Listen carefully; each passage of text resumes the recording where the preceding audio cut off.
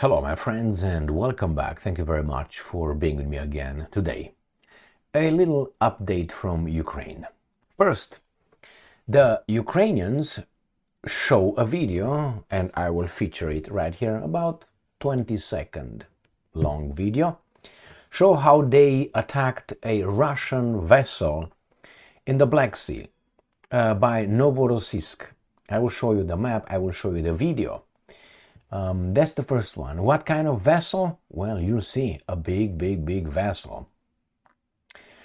Poland requests more Patriot defense systems from the United States of America, or at least air defense systems, because the Russians attacked them with 19 drones. And the Americans will give them probably. But remember yesterday, and if you don't remember, please watch yesterday's video that I made regarding the Patriot systems in Qatar that were not activated by the Americans when Israel attacked. Important thing to know, if you have a Patriot system defending your country, it can be disabled remotely, click by the Americans, and you can push all the buttons you want, it will not fire. So they request more Patriot systems that the Americans can operate or not. Then we have the Russians advancing in Dnepropetrovsk Oblast. I will show you a map. They conquered, liberated, how do you want to say, take to control of another settlement there. And I'm going to show you European Union democracy.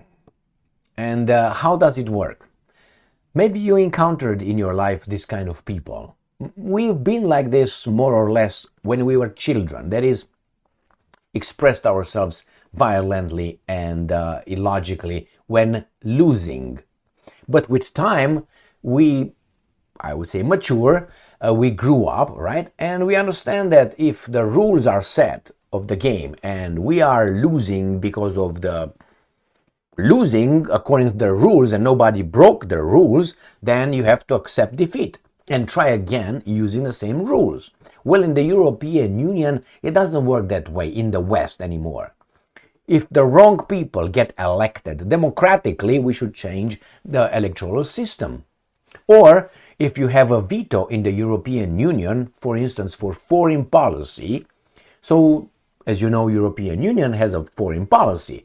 All countries have to be in agreement, 100% unanimity, right? Unanimous decision must be taken in order for the decision in the foreign policy in the European Union to be implemented. If you have one country saying no or nem, like Hungary, then the whole issue, the foreign policy, will not go through. They want to change that. Why? They want to make it a majority. Why? Because now they want to make certain moves towards Russia and their countries who use and work within the system, between the rules that were set before. Now these guys want to get rid of the rules while they're playing so they can win. I will show you that at the end of this video. Let's start with the first video with the damage attack on the Russian vessel in Novorossiysk region in the Black Sea. All right, if you remember, if you don't, I tell you, the Russians moved their fleet from, I was about to say Vladivostok, Jesus Christ, from Crimean Peninsula to Novorossiysk. To be more precise, they moved it from Sevastopol to Novorossiysk. I will show you. So let's start with the first video, first topic and article and video. Ukraine Defense Intelligence hit a Russian vessel near Novorossiysk, and there's a video. This is the vessel. I will show you how much it cost, what kind of vessel. It looks very dangerous, but it's not. It is. I'm going to show you the video and then we're going to talk.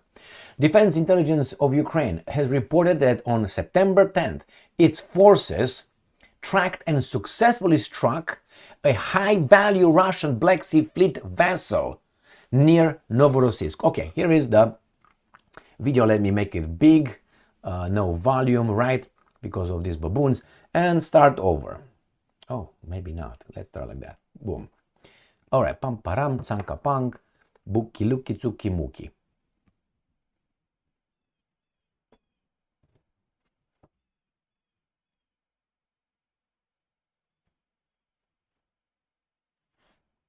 it's gonna hit the communication tower or something like that anyway. And they added the fire. Oh my God. Okay. So what is this all about? What the hell, man? You're so tough. Now that is a right here. This is the vessel. Maybe I take my head off right here. Let me see if it. No, that's my something else. Here it is. It's a rescuer vessel. For what exactly? I will show you. I will show you right here. Project MPSV-07 salvage ship. It's a warship? It ain't. All right. And it says here, Project salvage ship are a series of Russian ice-strengthened multi-purpose salvage ships. And here is the thing what I was reading. The vessel is 733 meters long. That's about, let's say, 80 yards long, and it can stay on the sea 20 days. That's it. This is the vessel that is equipped with machinery to investigate the seabed and damaged objects lying in depths up to 1,000 meters. That's more than 3,000 feet. You got it? Can also support underwater diving operations to depths as great as 300 meters. That's 1,000 feet for you, my friends. So this is my God, look at that mighty little vessel. They hit it right here. Oh my, and this is Spasatelkarev. Let's see, maybe, but I don't think this is the Spasatelkarev. Let's go here.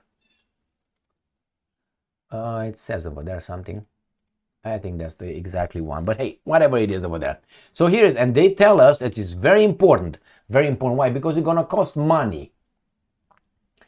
All right, it says, as a result of the strike, the enemy ship's electronic reconnaissance equipment was destroyed, and the vessel was put out of operation, requiring costly repairs. Okay.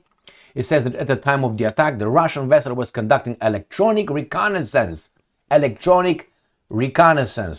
Salvage ship.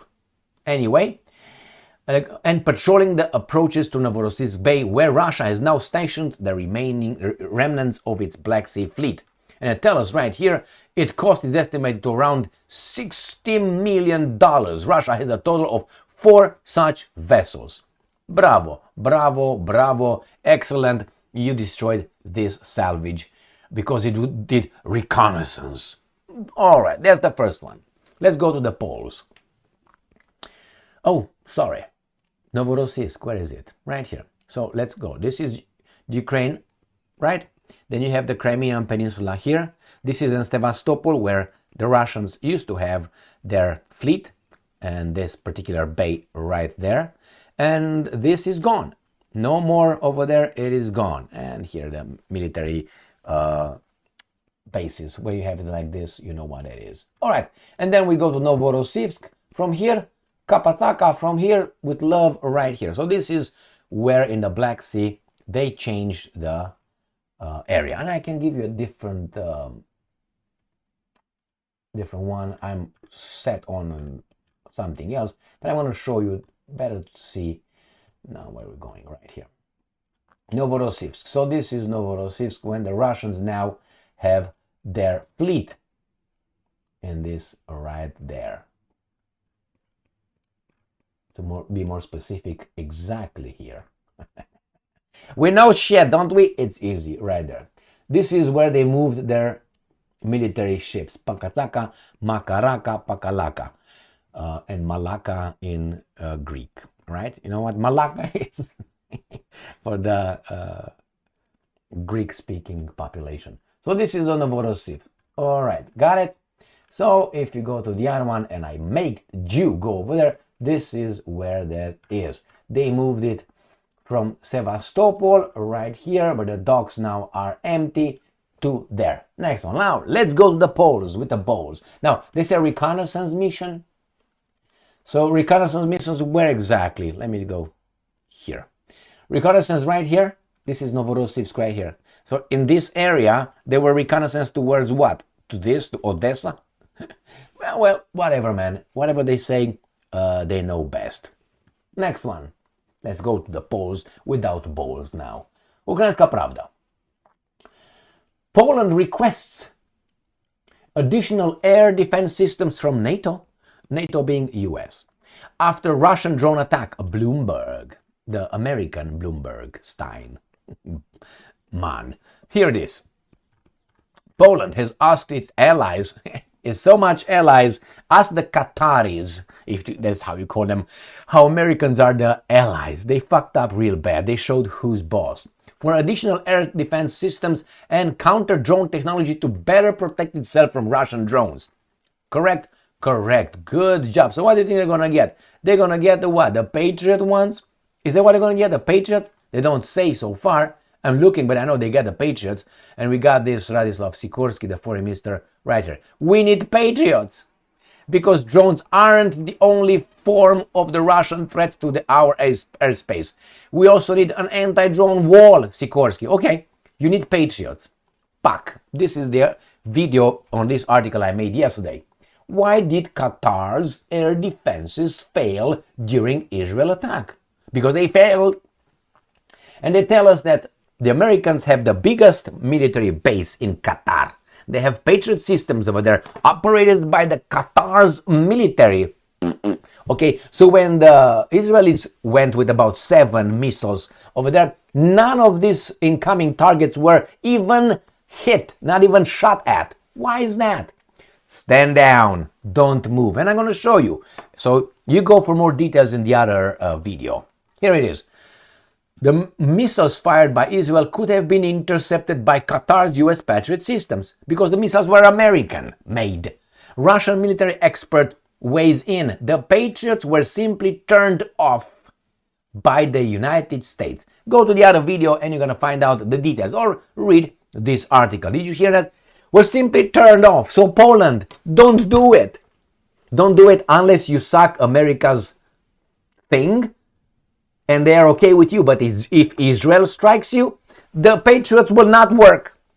Or someone that US, your ally, determines that you should be struck, the Patriots will not work. So let's say you have the Russian missiles coming towards you and you say, okay, let's use the Patriots.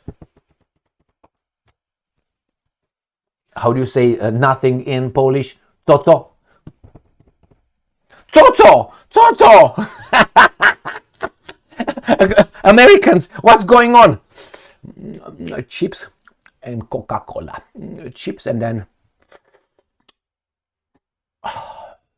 some weed for you. That's what the Americans are going to do. And these are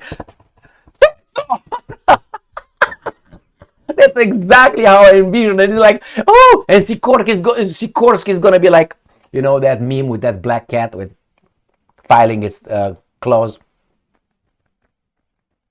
Told you. Not. So yeah, order more Patriot, baboons. Next one, let me show you what the Russians are doing. And they are advancing in Dnepropetrovsk, liberating Dnepropetrovsk. Right there, Sputnik. Russian forces take control of Sosnovka settlement in Dnepropetrovsk region. This is 4 hours ago. Today on the, what date is today, Emil? 11th, isn't it 11? Yeah, September 11th. September 11th, when we were attacked.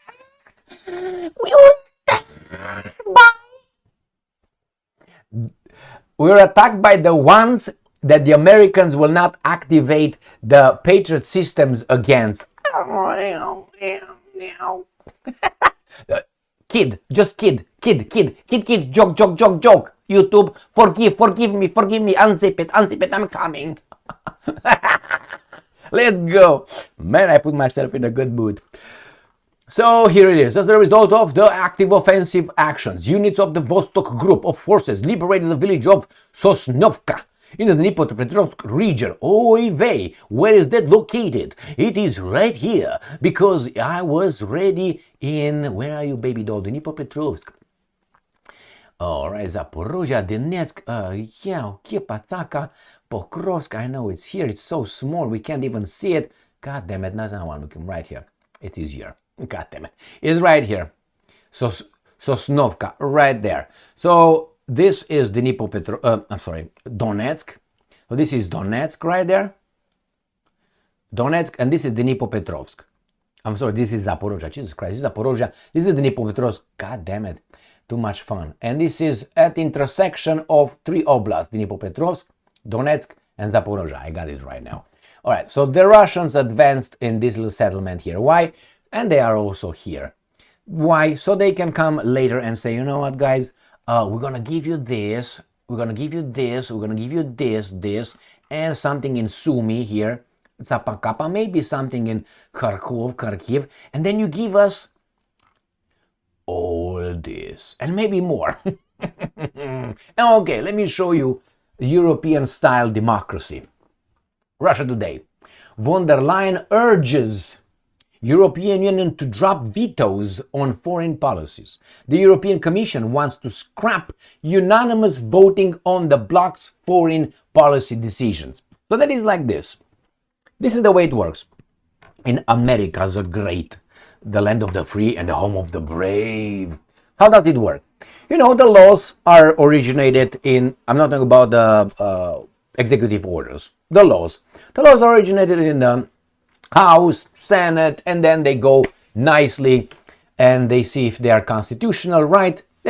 Trump looks over and signs the bill or doesn't sign the bill. He can veto it. He can add and say, okay, I'm not going to sign I would sign it, but you need to make some changes. Or he's going to say veto the whole shit. And then goes and blah, blah, blah. Constitutionality of the bill is verified by the US Supreme Court. So that's the check and balance thing. Now let's say tomorrow, somehow, someone of these three, remember legislative, judicial, and operative, is not operative, operator, executive branch, the three branch, one of the branches, not the executive one, which is the executes, which is the government, which is the Trump administration, one of the other two decide to, you know what, we're going to get rid of veto power of the president because we don't like when you veto it. So that means you take this power from these guys. That means every law, every bill that is going to be coming out of the US Congress is going to the president to do what exactly? Look at it and say, I guess, and it goes to the Supreme Court or what? It goes and see if it's constitutional. Is that how it goes? I mean, the same here. They didn't like that the European Union started with the idea that all countries in the it's one thing that is real, and the other thing is what they tell us. They tell us and tell all the baboons, come to the European Union because you're going to be treated equally, okay? You're going to be treated equal. All countries are equal over there. We have the same power. We have the structure and so on. We have a parliament and commission and all this. But we got some rules in place. Like, for instance, for foreign policy, all countries must agree with that. Why? Because the foreign policy could affect certain countries. Let's say Hungary and Slovakia border Ukraine, or let's say Estonia border Russia. Now, obviously, the Portuguese, far away from it, on the other side of the continent, let me show you, they have no problem with implementing or doing something, like, for instance, right there. So you have Portugal right here, and you have Estonia right here. And this is the Russian Federation, right? I can't show you better, but this is the Russian Federation right here. So obviously these guys, if they say, yeah, Estonia, we as the European Union should attack Russia, don't you think that Portugal is a little bit like, I don't give a shit, actually, you know what I mean? Before that gets to me, the Russians are getting to me, they're going to get this. So they don't really care. Therefore, or let's say, not Portugal, let's say Portugal, and they have a problem right here with Morocco. And the Europeans, the guys in Estonia said, yeah, man, let's fuck the Moroccans, god damn it, let's get them, right? And then the Portugal say, no, don't do that. Why? They're next door. The war is going to occur here, not there. So that was one of the reasons why the European Union had this veto in foreign policies, because could affect countries in the European Union differently, not as the union, as a country entity inside. So that was one of the reasons. I think it's 100% fair. So you have to have unanimity. So you have to bribe people a little bit harder. You know what I mean? Okay. So in this case, you have Slovakia and Hungary, which are right here. Slovakia and Hungary. This is baboons in Romania. This is Ukraine, and this is Poland. Poland's got along with it. They say, we're going to do and help and going to be your jackals and going to be your bitches. But this guy said, no, we won't be. Why? Because if the Russians got here, the war is right here. It's not in Madrid or in London or in Paris or in Berlin. It's right here. So they don't care. These guys don't really care. They know, but these guys are close by. So this guy said, no, we veto this, we veto that. And now they want to get rid of it. Why? Because they cannot impose, in the eyes of everybody, the rules. Because behind the scenes, they cut corners 100%. That's why this is reality, which the European Union is not an equal union between all the countries. Remember, Romania will never have the same say in the European Union as Germany has, or France, or Italy. It will not. For obvious reasons, got it? Or in NATO, the same way. It's a hierarchy. It's unspoken, but you know who's the boss. It's like you play football, man, and you are, let's say, a defender somewhere on the left wing, and you have the central midfielder. You know that the central midfielder is just but he's the kingpin over there. People know in a team, even though all players are equal, they know who is in charge. The same here. So again, they try to cut corners, they try to change the rules. Maybe this happened when you were a child, when you played a game, let's say Monopoly, and someone was losing and all of a sudden was trying to change the rules so he doesn't lose at that particular time. But then the rule applied only for him, only then, and possibly in the future if it happens to him again. Did you happen? Do you know what I was doing then? Never. I was always getting in arguments, and if things got wrong, fuck off. I destroyed the whole fucking shit. And guess who was at fault? Me. Why? Because it was easy to attack me than the other guys. I didn't give a fuck. Anyway, the same here. So yeah. Get patriots, you baboons over there. Oh, big vessel those guys hit. The Russians advanced a little bit in Dnepropetrovsk, but still, they did. And the European Union wants to change that. You know who was the first one who said that I know of? Was the Italian Prime Minister. What's his name? At that time, he was in the European Union. I can't remember if he was the foreign policy before Borrell.